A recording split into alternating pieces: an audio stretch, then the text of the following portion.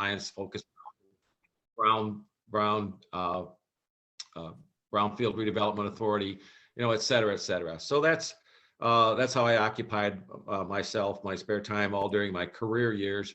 When I retired, I have a developmentally disabled son, and so I wanted to focus my attention into community mental health, where he was receiving a lot of services at the time.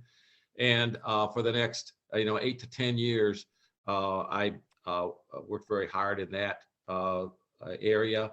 I was the chair of the Genesee County Community Mental Health Board and served there for 9 years. I was the first chairman of the regional board, and I also served at the state level and was vice president of the State Board Association. And then for the last 4 or 5 years, I have taken all of the information that I learned in community mental health and focused on the facilities. I'm the chair of the Genesee Regional Facilities Board. And in that capacity, we own and maintain all of the buildings that the community mental health functions that Genesee Health Systems operates out of. It's very unique. We're the only board of its kind in the state, very small board. There's only 5 of us. And I focus on those buildings. And that's how I ended up being in charge of this new children's building. Thank you, Bill. And I am Bill's partner in crime on this project as the executive on loan from the Community Foundation of Greater Flint, which is one of the supporters of this really amazing project. And I'm super excited to be able to present it to you today. This is one of the first times Bill and I have been able to publicly go out there and talk about this. We've been doing a lot of conversation with our philanthropic partners and some of our business partners, but this is one of our first community presentations. So I want to kick it off with the video that is prepared to talk a little bit about this building, and then we're going to come back. So I'm a little concerned about making sure I can, what do I need to hit in order to make sure the sound plays, George? Can you? You want to click share audio. Okay, thank you. So let me see, I'm going to share my screen. It may say share computer sound. Okay. Yeah. Share sound. Okay. Do you see my screen now, which is completely black? Yeah. All right, here we go. Flint became under the control of emergency management, and the emergency managers had one job, and that was austerity. It was all about saving money. And they decided that to save money, they would change the water source from the Great Lakes to the Flint River, because evidently that high quality water was now too expensive for this predominantly poor, predominantly minority, near bankrupt city. So in April of 2014, with a simple press of a button, our water source was switched from the Great Lakes to Flint River. Just a few months after our water switch, General Motors, born in Flint, noticed that our drinking water was corroding their car engine parts, and they were allowed to go back to Great Lakes water. Yet the people of Flint were literally told to relax, that everything was okay. Most heinous part of that was that children unknowingly ingested a lot of lead into their system. While that was not good for anybody, it's very, very detrimental to children because of the way lead affects children more so than adults. Lead is a poison. It is a neurotoxin. Thought at the time is there had been over 6,000 children in Flint under the age of 6 affected by the water crisis, and then another 20,000 under the age of 18. Lead exposure has really well-known consequences, but the hard thing with lead is that you don't necessarily see the consequences right away. It's known as a silent pediatric epidemic. We don't think we've seen the height of the effect of the lead. The demand for our services is just going to continue to increase along with the other services that we provide. When the emergency declaration was made for the Flint water crisis, that's when GHS really became involved in helping the community to recover. There is a lot that science tells us we can do to promote the health and development, especially of our children. Big part of GHS mission has always been taking care of the children in the community that need the services that we have. We know that early intervention is the key to helping individuals with disability and mental health issues live successfully in the community. And that's what community mental health is all about, and that's what we do. One of the largest obstacles that I saw when I looked at the programs and the work they were trying to do is the buildings. Our buildings were remodeled or built a long time ago. For Flint families who are already struggling with so many traumas and obstacles, it's really hard to get your kids what they need, and especially if they're all in different places. Most families have multiple children, which means they have multiple needs, and they could also have children in multiple programs at multiple buildings. It just makes everything very complicated for families to receive services. There are a lot of places that parents can go to get help for their children, but one of the problems is the fact that there are a lot of places. So building one place, building Children's Integrated Health Center and putting it in a prominent location will help to not only make those parents feel like their children are cared for in this community, but give them one place to go. Having a new facility like the GHS facility with its wraparound services, with so many resources in one place, is critical for our families. We need to remove that obstacle with a community effort to build a Children's Integrated Health Center for this community so the staff can work together and collaborate, and the people going there can go to one nice new building to receive the help that they need for their children. This project is important because it gives the kids of Flint and Genesee County world-class access to behavioral health to make their lives wonderful.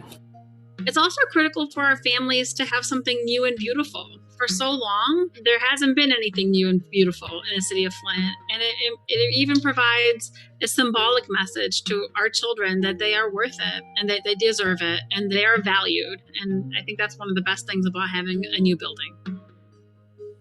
This building's going to do a lot of things for this community, almost more than I can enumerate. When they come visit me and we do our meetings, they think about the kids. My kids interact them more. We do my paperwork and get done. There go. They doing their time with my kids. Like, they good with kids too. They motivate kids. They love my kids like I love them. People of the community needed care, and GHS was there to provide that care. I don't know where I would be, because where I'm at now is because of them and my family. We're really excited to be able to work more together and to really provide comprehensive care to the families that we serve. What happened in Flint has been a trauma. It's been a trauma atop many traumas. And the most important thing that we can do to provide our children is the necessary resources they need to be properly assessed and treated so that they can go on to live healthy and successful lives. All of this work is only possible with our partners at GHS. The incredible work that they're doing with outreach and mental health care and home visiting and the Let's Save Home program and the Neurodevelopmental Center of Excellence are all critical ingredients to our recovery. And I couldn't be more grateful to work with the folks at GHS to make this all happen.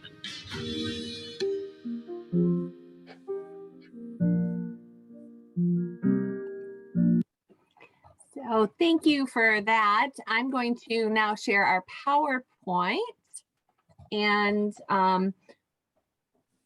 get back over to Bill Winarski. So, whoops, no, I'm not going to share the PowerPoint.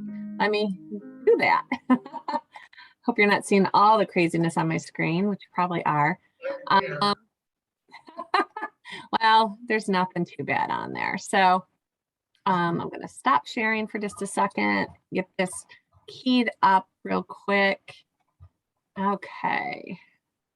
And slideshow. I really wish I was there in person, but we do what we have to. Amy, why don't I start talking while you're pulling the slides up? Yep, you should go right ahead. I have them up and ready to roll, Bill. All right. This is a very complex project that resulted in a very complex building that was funded in a very complex way. So I'm going to talk fast and try and give you a kind of 300,000 foot view of what all this means. One of the key components that the video refers to is GHS received about a $3 million grant to develop a neurodevelopmental center of excellence. That program was taking place in one of those 3 buildings that they were doing children's programs out of and still are today. When I looked at those buildings and the great program work that they were doing in the spring of 2019, about 3 years ago, I developed a vision for a new children's building. And I felt that with the community support that we could build a new building. And through my years of working in the city and the county, I was very familiar with Uptown Reinvestment Corporation. And I went to them early on. And fortunately for us, they were their queue was becoming empty. They were finishing the hotel and looking for a new project. And so we decided together that we would approach the community and GHS with the prospect of building this new building. And we set about, doing that to not only pull all of our existing programs together, but to add programs to that, and with the idea that we would build a building that would house the 4 children's programs that they were currently taking care of, as well as adding physical health to it with a FQHC, federally qualified health center.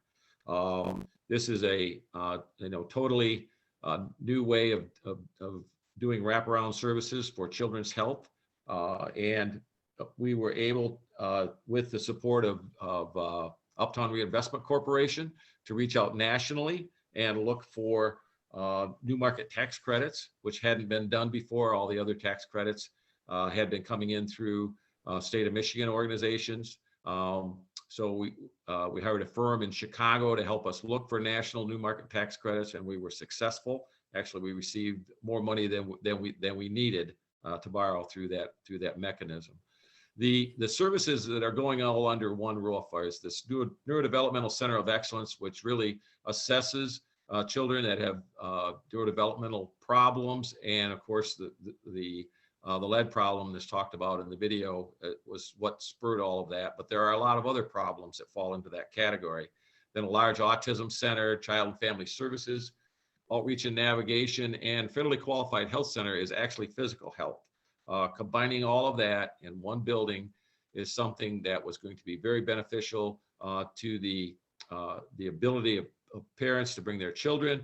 It's going to increase the number of children we see, and it's also going to have a huge impact on the effectiveness of those systems and those different programs, because the people delivering those programs will be able to work together in one building to deliver that. And what that basically means is that if you have a family with more than one child and more than one program, and instead of having different case managers in different buildings, they'll all be able to work together.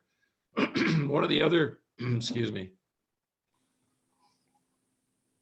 there was also a lot of deficiencies in the existing buildings because they weren't built for the programs that were currently running. And we wanted to make them attractive and welcoming. We wanted them to have an outdoor play area for both recreational and therapeutic services. We wanted that play area to be enclosed and secure. And so there were a lot of things like that new building was going to give us the ability to do. In working with Uptown Reinvestment Corporation and in talking with GHS and the architect that we had, we wanted to reduce the stigma of mental health for children and for adults by building a beautiful building in a prominent location. And so we looked at several different sites around. Actually, when we were carrying 3 different site plans together all at one time, I reached out to a national architect, Harley Ellis Devereaux, who did a lot of healthcare in their book of business. They're a national firm, but they're headquartered in Michigan. And they did a great job for us on the design of this building, really put a lot of them themselves into it. Really the key element of this building is to integrate all of the various programs, including physical health, all into one building, and create a place where people are going to be more comfortable bringing their children. on our existing buildings, we didn't have an adequate drop-off area, for example. So, we set about trying to, solve all those problems with this building. And here it is. It's a very beautiful building. It sits on the corner of 69 and Saginaw Street, between 9th and 10th Streets. It's, a very pretty 2-story brick building. We spent a lot of time with the architect to make sure that it was going to be a beautiful and welcoming building. Here's kind of a site plan of it. It's got its own 150 car parking lot, 60,000 square feet. The actual construction cost of the building is about $19 million. The total cost of the project is about $24 million. This building will greatly increase the amount of children that can be seen, and the neurological evaluations that can be done can be increased from about 300 a year to 750 a year. We have 6 new evaluation rooms in this building. Case management for affected families. There's a large navigation and community outreach program that is done by GHS that will be done out of this building, as well as the federally qualified health center, seeing, over 1,500 patients a year for all of their general health care needs, vaccinations and well baby care, et cetera, et cetera. When in working with Uptown Reinvestment Corporation, one of the things they wanted out of this building is to start to catalyze and be the cornerstone project for the new South Saginaw Street district. So we were able to provide that for them, and frankly, they gave us, the Mott Foundation gave us more money because we were willing to take on that role. If you have any remembrances of what that corner used to look like, Club 69 was there, and it was not a great entrance to our city. And our new building is going to be a beautiful entrance to our city. It's going to highlight how much we care about children's health. I think of this building as a very visible and tangible positive outcome of the Flint water crisis. And everyone's heard about that nationally. And I think that having this new building and our new focus on children's health is going to give them a much more positive story, in the future. It's going to create new jobs. We're going to be able to attract and retain healthcare workers, and more specifically, the specific jobs that are required to do this important work. So that's another offshoot of the importance of this building. When the building is completely up and running, we'll have about 170 employees.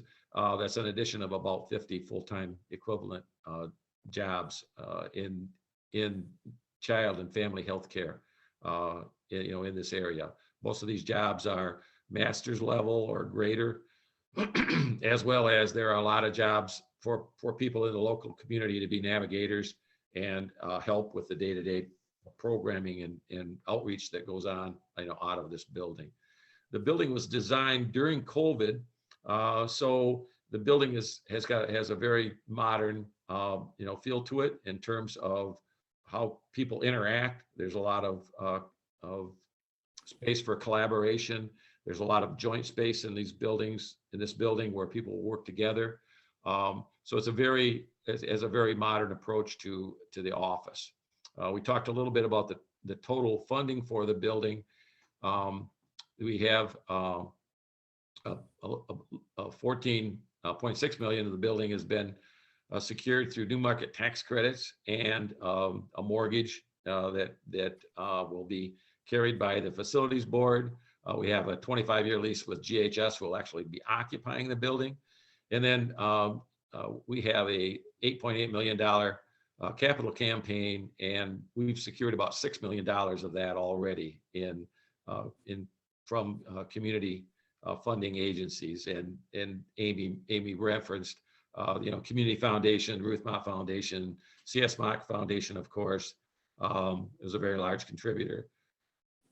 And so what Amy and I are really doing is providing the community with an opportunity to be a part of this beautiful new building. It's going to be a model for other community mental health organizations around the state because of its integration and collaboration with other health services. Just today, working with the contractor, we're going to have tours of the building starting in a couple of weeks, probably a tour every 2 weeks. And we could use some support, on the project, people who might want to volunteer to help Amy and I with the fundraising, or if you know someone who might want to possibly be a donor to this project. We need to raise about another $2.5 million.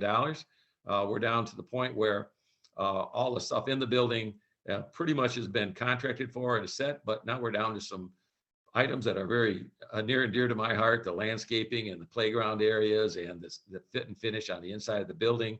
And so we need to raise about another $2.5 million to really finish this building in great shape. It's going to be a wonderful asset for decades to come in the way of children's mental and physical health for Flint and Genesee County. I think that it's going to shine a light on children's health in a much broader audience, statewide, nationwide, what we're doing here.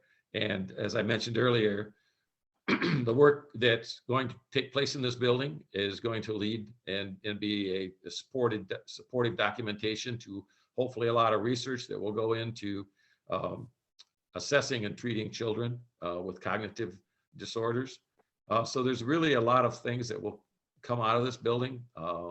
As I promised the investors to date, we're building a beautiful building in a prominent location that's going to greatly enhance the integration and collaboration of children's mental health and physical health. When you have a chance, if you haven't seen it, drive back past the corner of I-69 and Saginaw Street. The building will be completed in June, and GHS will be moving in with all of their programs and employees before September.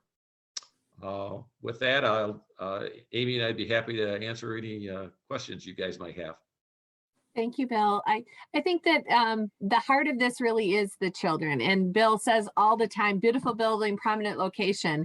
And as somebody that's had to give directions from Club I-69, okay, turn left at Club I-69.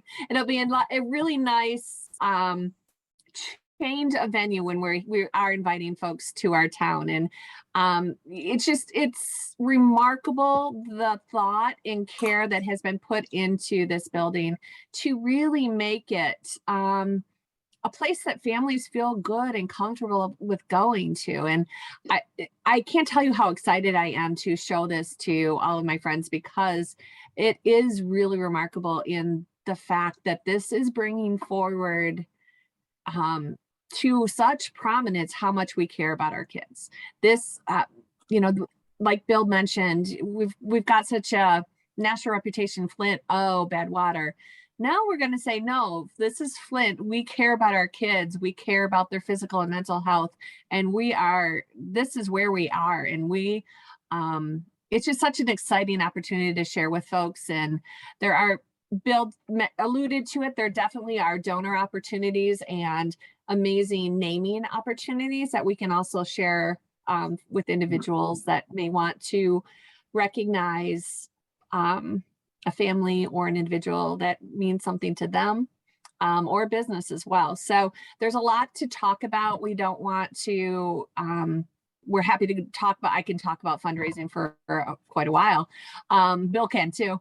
But we really did want to invite you because we are so passionate about this. We are happy to share this story with other folks. We really want people to know what's going on and to be involved. This is going to be one of the most successful projects I think I've ever been part of. And I'm just excited to share it with my club and to share it with you guys. So if there's any questions, Bill is such the expert, but I'm like his cheerleader here. So we will answer any questions someone might have.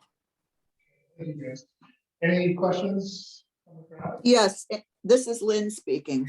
The building is beautiful. I drive by there quite regularly, and it has definitely improved the appearance of that corner. However, my question is, what's happening to the buildings that you're vacating? They're all being returned to their owner, and their owners all want them back. We built the Jesse Facilities Board actually built the original children's building back in 1975. That belongs to Whaley now. We gifted that back to them as part of our 40+ year lease agreement. We're leasing that building from Whaley, or GHS is, but that building is going back to Whaley, and they want it. The third floor of the Mott Children's Building is going back to Mott, who has other uses for that. And our largest building is on the corner of Dort and Robert T. Longway. That building belongs to Hurley, and Hurley wants that building back, and they have a buyer for it. So all of those buildings are going back for other purposes. That's good news too. Thank you. You're welcome. Joel Fike from the Disability Network. I've got a question regarding, is this facility going to be accessible to everyone, people of all abilities, to be able to use it?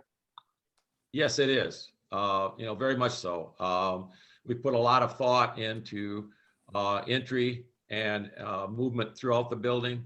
As I mentioned, it's been designed by a national healthcare architect, HED, and we've taken that down to a lot of detail. Like the exterior sidewalks are all heated, so there won't be any ice or snow in the wintertime. So yes, it's going to be barrier free and very accessible, as well as a lot of thought was put into the interior of the building. A lot of the children have mental health issues. There's about a quarter of the building is autism center, and so colors and soft edges, et cetera, have all been taken into consideration. The architect worked not only with the program directors here in Flint, Michigan, but all across the nation and internationally. This is going to be a model for children, for a children's health center.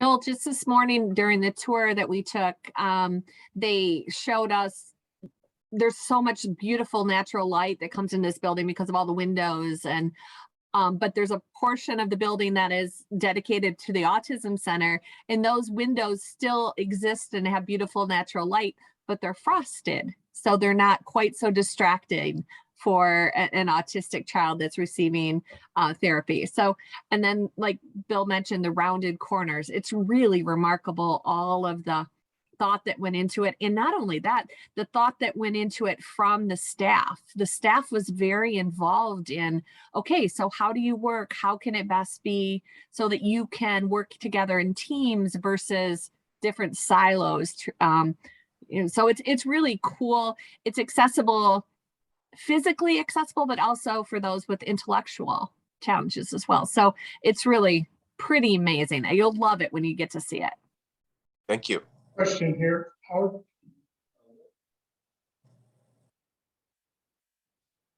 Question is, what is a federally qualified health center? A federally qualified health center is a place where people on Medicaid can go and receive treatment, free treatment, and it's a very important component. Genesee Health System has one already on Fifth Avenue that they operate. And this is somewhere where a family on Medicaid can go and get all of their health services at that. It's their medical home, if you will. And there are not very many of them in any community. Genesee Health System was one of the first community mental health organizations to incorporate the FQHC right into and embed it right into their system. And this will be the first one embedded in a children's building. So one of the problems in Flint and Genesee County is there are a lot of children that aren't getting the standard physical health that they need, that your children and my children got, their immunizations, well baby checks, dental and eye care, all of those things can be taken care of at the federally qualified health system for those Medicaid recipients. Thank you. Is that a question there? What, if any, impact? Oh, sorry. This is Vanetta. I have a question. Is this in collaboration with My Children's Health Center, or are you offering different services or similar services?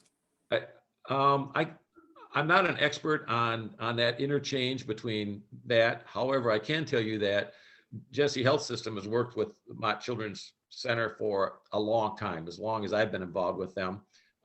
They currently lease to us most of the third floor of their building, and they have seen this move coming for as long as, I started working on this project in April of 2019. So, from that point on, they knew that we needed to build a new building, that we needed to move, and so they've seen this coming for a long time. So I would have to defer to Genesee Health System, but I would think that they would are going to be part and parcel of the future integration of this system. The term, it's the Center for Children's Integrated Services. The term integrated has remained in the title of that building because one of the things we need is better integration of all these various services.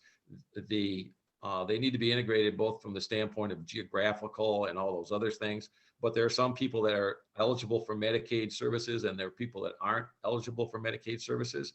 And there are people that have their own other sources of both mental and healthcare service capabilities. And what we're trying to do with this building is better integrate all of those services and build better collaboration with GISD and the Flint Registry and Flint Schools, et cetera, et cetera. So we've built a lot of space in this building where not only the employees of GHS can work and collaborate, but we can welcome in all those other people that they work with on a day-to-day basis, but the buildings don't really help to accommodate the integration and collaboration that we need to wrap around family services and provide all the services that we need. Jane, did that answer your question? It was similar.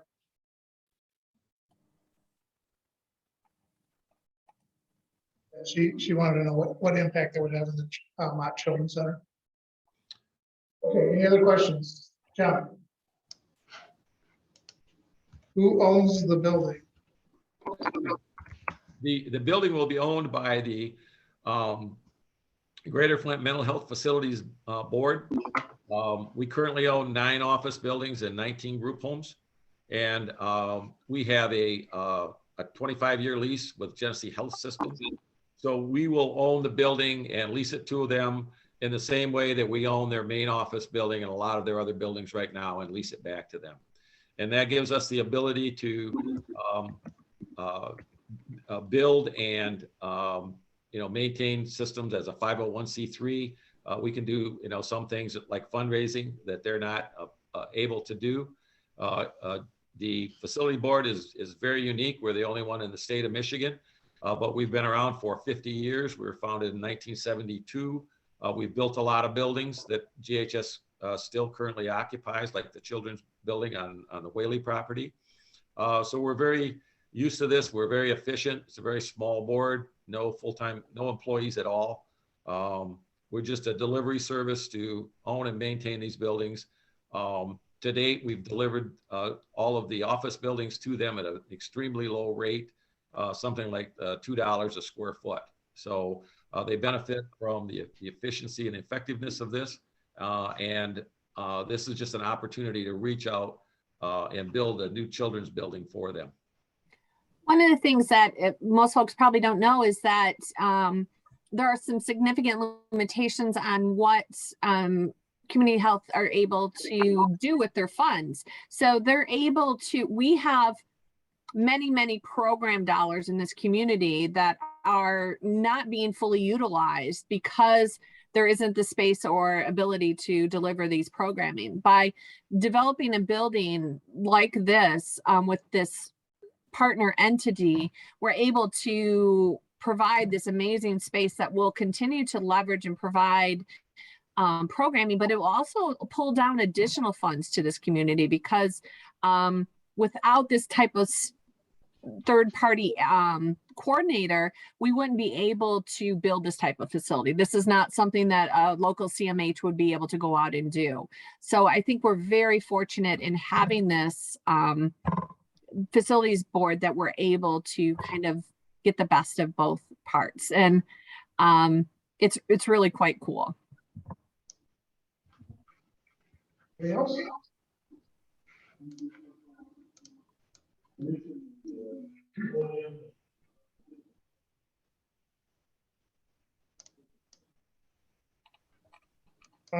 How will the operations and management and debt service be handled from here on out? Is there funding for that? Basically. Yep. The operations and service will be provided by Genesee Health System. You know, they do all of that. It's primarily with Medicaid. You know, Children's Services is a separate piece of the work that Genesee Health Systems does. So you've got that piece, which is about $32 million a year is their budget for children's health services by being a Medicaid prepaid inpatient health plan. And then the FQHC operates on its own budget with its own board. We're strictly the building owner. The facility board owns the building and we lease it to the Genesee Health System. So you know, program dollars, you know, I don't want to say they're not a problem, but they've been there for a very long time, and we don't see any problem or interruption with that. You know, piece of the puzzle. The building ownership and maintenance and paying the loan back to the new market tax credit people, et cetera, et cetera. The facility board is doing that. And Uptown Reinvestment Corporation is staying on for 7 years, as they have in other projects that Uptown Reinvestment Corporation has built. So we will have their help and guidance for the first 7 years. And then basically we simply have a mortgage with Chase. Chase, I signed an agreement early on with Chase. Chase really liked this building and this project. And they blessed me by wanting to be the sole owner. So very early on, I signed an agreement with Chase Bank to provide all the funding, and they provided the $23 million that was put in escrow to get the construction started, and they will hold the mortgage through the 25-year period. So both the mortgage is very fundamental, and the programs are continuing. And if fundraising is successful, if Amy and I do our job, we will deliver this building to Genesee Health System at or below the rent that they're currently paying to the other 3 landlords. Okay, well, thank you very much, Amy and Bill. And to thank you for your presentation today. The Rotary Club Fund will make a donation to the Rotary International Fund for the eradication of polio in our lifetime. So thank you very much. You're welcome. Thank you, George. And we'll be revisiting and giving updates to the clubs and inviting you to a tour very soon. So I look forward to providing you with that information in the future.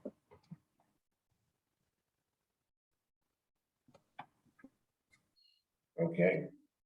So I'd like to thank Amy for not only her presentation, but introducing herself as well, and Bill. Howard, thank you for setup and takedown. Elizabeth, taking notes in case you didn't know. And I'd like to thank our Zoom host on the other end of the line, Elizabeth Jordan, for helping out and making sure everything works. Our next meeting will be another hybrid meeting, and Vince Lorraine, the publisher and editor-in-chief of My City Magazine, will be here next week. And Kyle will be back, so we should fill out the room, I would think. And just a reminder as Rotarians to serve, as you serve the same spots. And another reminder that Dr. Bobby will have some booster shots available until 7 o'clock tonight. If you'd like to get a hold of him, he has those available. And with that, until next week, we are adjourned. Good weekend, everybody. Bye.